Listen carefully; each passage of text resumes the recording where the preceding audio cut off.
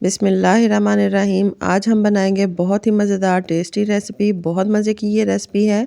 Same vegetables के साथ हम दो तरीके से रेसिपी बनाएंगे। बहुत मज़े की रेसिपी बनेगी। आप इसको ट्राई करें, आपको ज़रूर पसंद आएगी। अस्सलाम वालेकुम व्यूवर्स, खुश रहें, आबाद रहें। चलें जी, आज की हम अपनी रेसिपी स्टार्ट करते हैं। सबसे पहले मैंने यहाँ पर लिया है स्पाइसेस। खुश्क धनिया है तकरीबन 2 चम्मच के करीब। यहाँ पर ज़ीरा है, साबुत ज़ीरा मैंने इसके अंदर ऐड किया है। 1 चम्मच नमक, आधा चम्मच के करीब सुर्ख मिर्च, थोड़ा सा चाट मसाला और थोड़ी सी मैं इसके अंदर हल्दी ऐड करूँगी। 1 चम्मच मैं खुश्क मेथी ऐड करूँगी, आप दूसरी भी ऐड कर सकते हैं। 1 कप के करीब मैंने बेसन इसके अंदर ऐड किया है। 2 से 3 चम्मच कुकिंग ऑयल और थोड़ा सा मैंने बेकिंग सोडा ऐड किया है। इसको हम हाथों की मदद से अच्छी तरीके से मिक्स करेंगे। मिक्स करने के बाद नीम गर्म पानी के साथ मैं इसको गूंद लूँगी। थोड़ा सा मैं सख्त आटा गूंदूँगी। इस तरीके के साथ अच्छी तरीके से हम इसको गूंद लेंगे। ये देखिए मैंने आटा तैयार कर लिया है। काफ़ी सख्त मैंने आटा तैयार किया है। इसको हम प्लेट में निकाल लेंगे। अब इसके हम बनाएंगे छोटे छोटे बॉल्स। इस तरीके से मैंने थोड़ा सा आटा लिया है। आटा लेकर इसको मैं थोड़ा सा लंबे साइज़ में बनाकर इसको छोटे छोटे पीसेस में काट के मैं पहले रखूँगी। ये देखिए इस पीसेस में मैंने काट के रखे हैं। अब इसकी मैं छोटी छोटी बॉल्स तैयार करूँगी।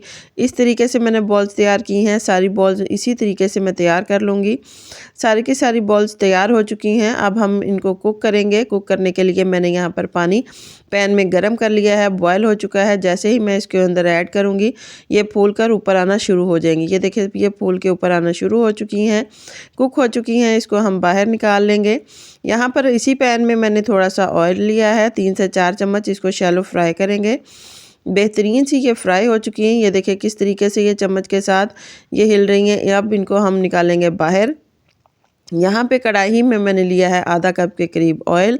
इसके अंदर मैंने एक प्याज ऐड किया है चॉप किया हुआ। इसको हम कुक करेंगे। कुक करने के साथ इसके अंदर मैंने अदरक लहसुन का पेस्ट ऐड किया है।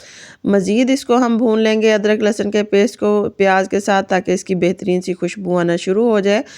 अब हम इसके अंदर ऐड करेंगे वेजिटेबल। सबसे पहले मैंने इसके अंदर गाजर ऐड किया है। गाजर थोड़ी सी मैंने चकोर साइज़ में ऐड किया है, थोड़ी सी बड़े साइज़ में। अब यहाँ पर मैंने इसके अंदर मटर ऐड किए हैं।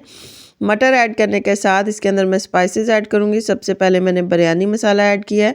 इसके अंदर मैंने थोड़ा सा नमक ऐड किया, थोड़ी सी मैंने मिर्च ऐड किया। आप स्पाइसेस कम या ज़्यादा अपनी मर्ज़ी से भी कर सकते हैं।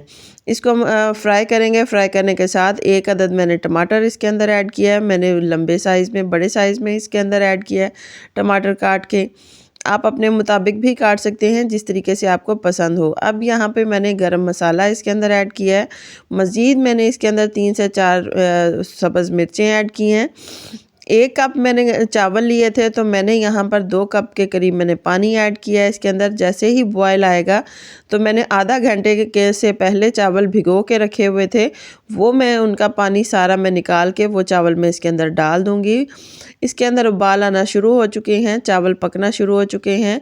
अब ये जैसे ही इनका पानी आधा खुश्क हो जाएगा, चावल थोड़े से गल जाएंगे।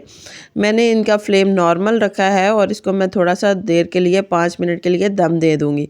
5 मिनट हो चुके हैं। देखिए चावल फूलना शुरू हो चुके हैं, पक चुके हैं। इसके अंदर पानी थोड़ा सा भी बाकी है। तो हमने जो गट्टे तैयार करके रखे थे बेसन के, वो मैं इसके अंदर ऐड करूँगी। आधे मैंने इसके अंदर ऐड किए हैं, आधे जो थे वो मैंने रख लिए हैं। वो मैं अगली रेसिपी उसको मैं आपको बताऊँगी किस तरीके से बनाएंगे। सारा का सारा पानी खुश्क हो चुका है, दम आ चुका है। इसको हम कर लेंगे साइड पर। यहाँ पर मैंने पैन लिया है। मैंने थोड़ा सा कुकिंग ऑयल ऐड किया है। 1 मैंने प्याज इसके अंदर ऐड किया है। थोड़ा सा मैं इसके अंदर लहसुन ऐड करूँगी। इसको फ्राई करेंगे। अब इसके अंदर मैंने सुर्ख मिर्च ऐड की है, थोड़ी सी मैंने हल्दी ऐड की है, नमक इसके अंदर मैंने ऐड किया है, गरम मसाला इसके अंदर ऐड किया है और 1 से 1.5 चम्मच मैंने बेसन इसके अंदर ऐड किया है।